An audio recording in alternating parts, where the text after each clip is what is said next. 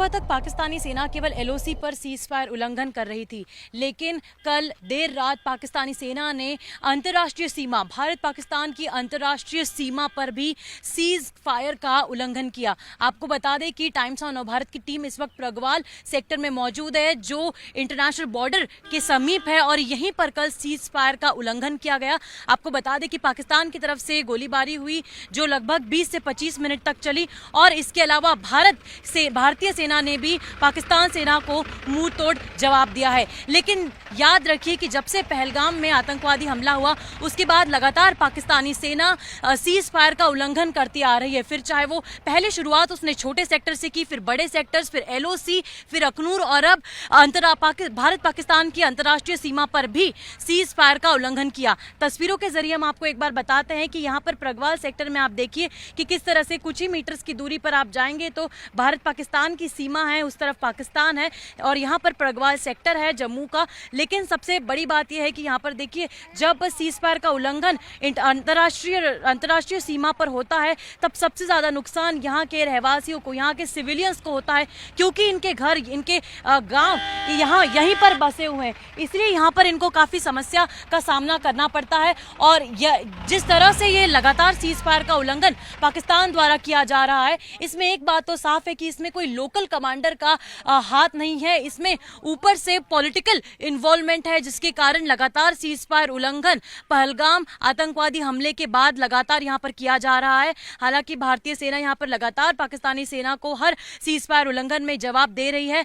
दोनों तरफ, चाहे वो एलओसी हो या फिर भारत पाकिस्तान की अंतर्राष्ट्रीय सीमा हो, दोनों ही जगहों पर तनाव की स्थिति बनी हुई है। हालांकि अब देखना होगा आगे आने वाले समय में स्थितियां किस तरह से होती है और आगे भारत क्या कदम उठाता है। जब युद्ध हुआ है, इतिहास गवाह है कि भारत ने पाकिस्तान को किस तरीके से धूल चटाई है।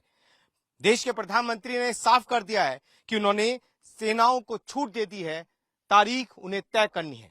मैं आपको बंकर की तस्वीर दिखा रहा हूं कि किस तरीके से बंकर तैयार हैं, और इनके जरिए जो निशाना लगाती हैं सेनाएं, उनको आप समझ सकते हैं। ये बंकर की आप तस्वीर देख रहे हैं, लेकिन ये बंकर कहां बने हुए हैं, किस पोजीशन पर हैं, ये मैं आपको नहीं बताऊंगा, क्योंकि कुछ लोग ये चाहते हैं पाकिस्तान में बैठे हुए कि उन्हें भारत की जानकारी मिल पाए, तो वो सिर्फ तस्वीर देख लें और समझ लें कि उनके लिए आने वाले दिन कितने मुश्किल भरे हो सकते हैं। और भारत ने जब जब उन्हें जवाब दिया है तो पाकिस्तान किन हालातों में पहुंच गया है, कैसे बट गया है, कैसे कट गया है, उसकी तस्वीरें इतिहास ने हमें दिखाई हैं। और एक तस्वीर ये देख लीजिए कि ये बंकर की तस्वीर है, इसी में रहकर एक बड़ा निशाना लगाने की कोशिश होती है युद्ध के दौरान। तो बंकर को एक मजबूत लोहे के टीनों से बनाया गया है, और ये पुराने बंकर बने हुए हैं जो जगह जगह पर इसी तरीके से बनाकर रखे हुए हैं, ताकि कोई भी स्थिति हो उससे निपटा जा सके। अगर आप देखेंगे तो लोहे की मोटी चादर है और चारों तरफ इस तरीके से बॉक्स बनाए गए हैं ताकि निशाना लगाने में कोई दिक्कत ना हो। ऊपर से होने वाली बमबारी से बचने के लिए लोहे की मोटी मोटी चादरों का इस्तेमाल किया गया है।